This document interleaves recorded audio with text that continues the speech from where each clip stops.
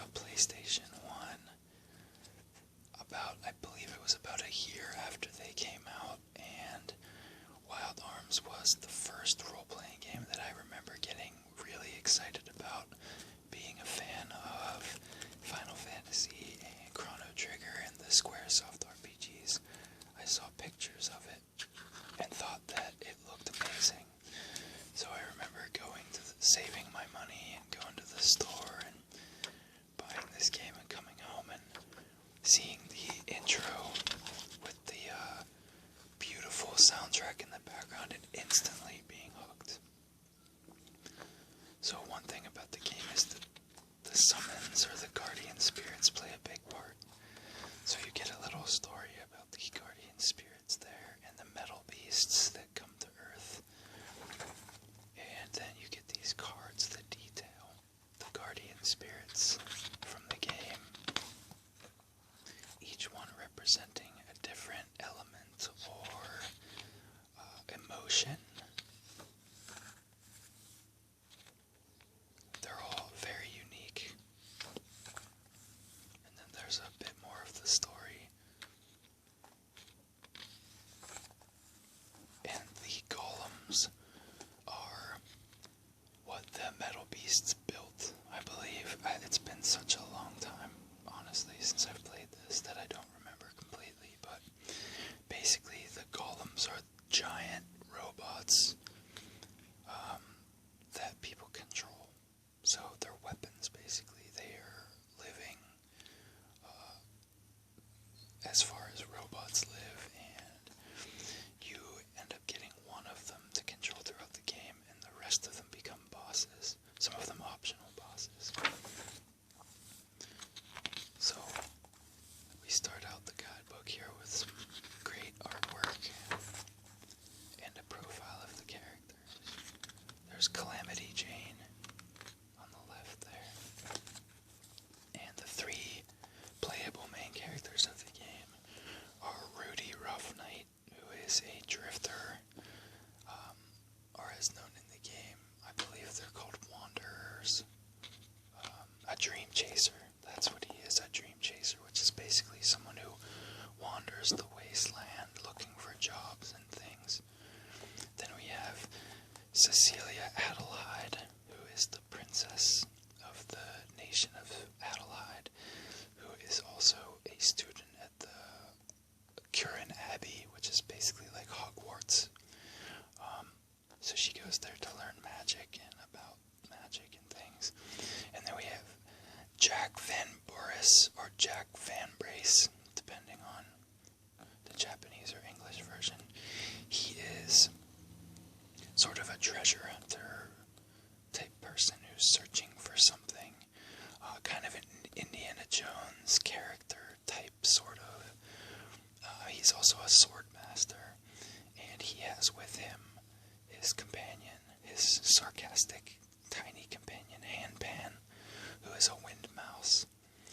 I also forgot to mention that Rudy is one of the very few people in the world who is able to operate arms, which is where the title of the game comes from. And arms are basically just guns or, weapons, projectile weapons. And he doesn't know why he can use them, and he's feared because he can use them. So then we get to some of the sub-characters. I believe her name is Maribel or something. She's an L, which is, she's got the long ears, which is a sub-race on the planet. Then some of the other characters, there's Calamity Jane again, Bartholomew, her butler. And then we have Mother, who is one of the primary antagonists, and the Quarter Knights, which are just an amazing team of villains. I love the interactions between them. Asala, I believe his name is great. Terrifying. Then we have some more. Zed, who's like a comic relief villain character. Then we have just a bit of explanation about the game's systems, status effects.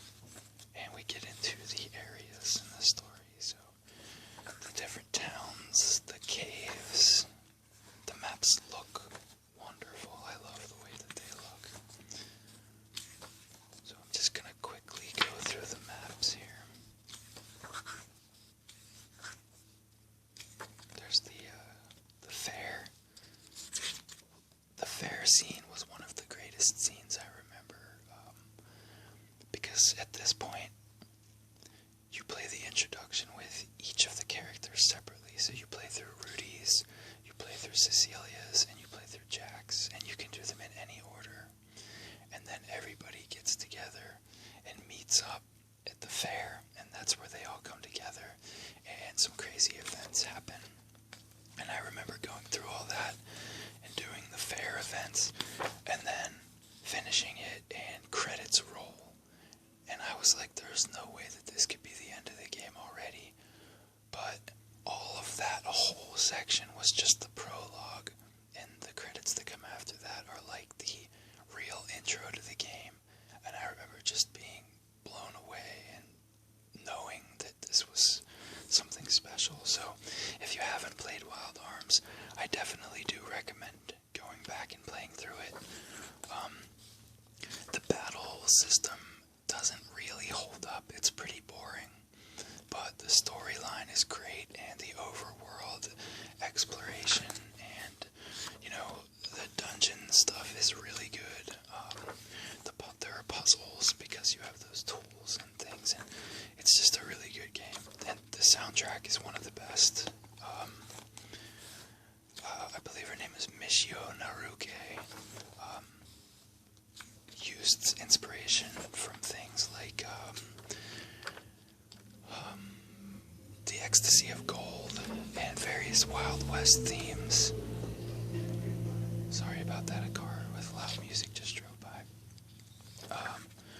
But she crafted a wonderful sort of Wild West meets technology meets medieval sort of sounding soundtrack, and it matches the world perfectly. And it's one of the few soundtracks from the old school game days that when I hear it,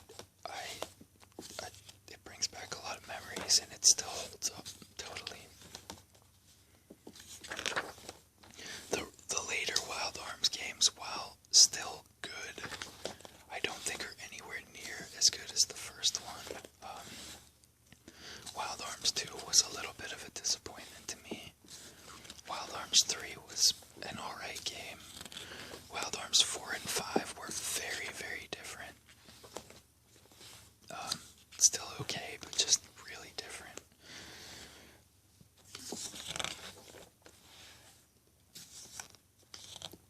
There's also a remake of the first game for the PlayStation 2 called Wild Arms Altered Code F.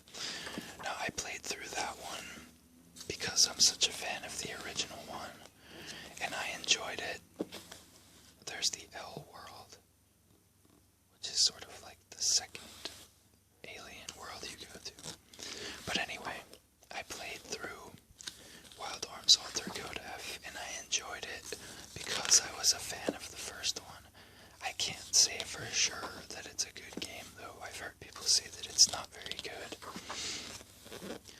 But if you have to go back and play one, I would say go back and play the original, because it's just, I don't think any of the later ones even come close to it.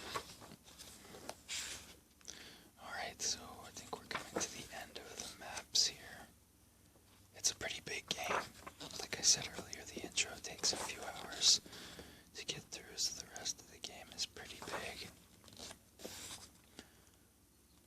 There's a lot of storylines that you sort of get parts of them in the beginning and don't really know what's happening, and then later you get some information that, you know, pieces it all together for you, which I really enjoy. Okay, so we come to the hints on clue, which doesn't really make sense, but basically tells you about the traps in the game, events that occur, how to get through the different puzzles, I believe. They say trap, but I'm pretty sure they made puzzles at this part. There are a lot of them. And then we come to the enemy section, which is laid out really nicely. As I mentioned earlier, the battles are in 3D, so the models are pretty terrible, but the enemy design is pretty interesting for some of them. Bosses and regular enemies are all combined in this section, so some of the enemies make very strange sounds too.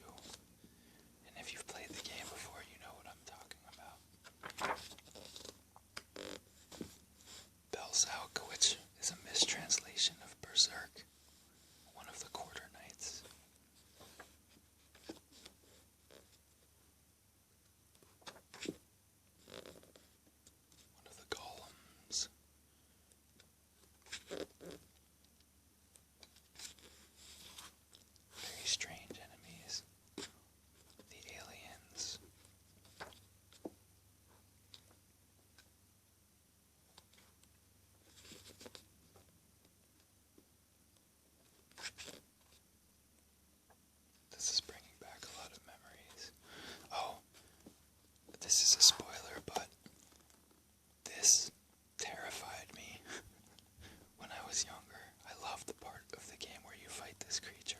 I'm not going to give anything else away other than that, but I love the part where you fight that.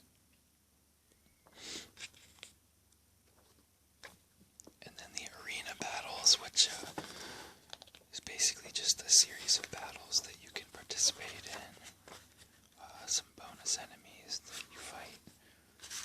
And then it gives you an idea of where you'll be fighting these enemies on the map.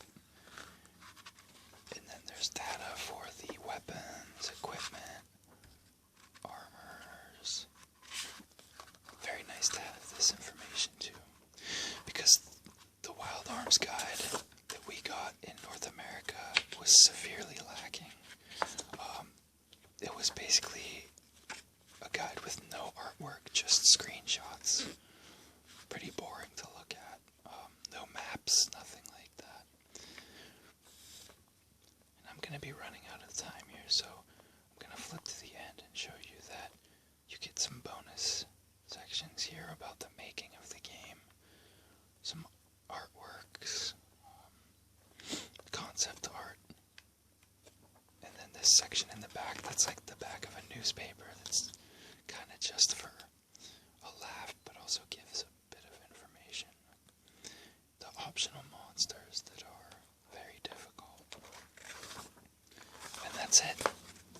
So, I hope you enjoyed this video, and like I mentioned earlier,